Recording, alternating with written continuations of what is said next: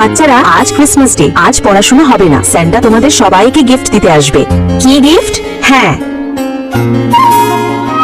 Madam জি, আমিও কি gift পাবো? আরে দাদি, আপনি চলে যান, স্যান্টা শুধু বাচ্চাদেরই গিফট দেবে, বুড়ি গিফট নিতে এসেছে। আরে ম্যাডাম, এই স্যান্টা কবে আসবে আমাদের গিফট দিতে? আরে বাচ্চারা, স্যান্টা এখন প্রস্তুত হচ্ছে, ততক্ষণে আমি তোমাদের ক্রিসমাস ডে সম্পর্কে একটু বলে দিই। আরে দাদি, এক গ্লাস পানি খাইয়ে দিন, বাচ্চারা গিফটের জন্য অপেক্ষা করছে। ঠিক আছে, আনছি, বেহুশের ওষুধ মিশিয়ে দিই। এই নাও পানি। ঠিক আছে।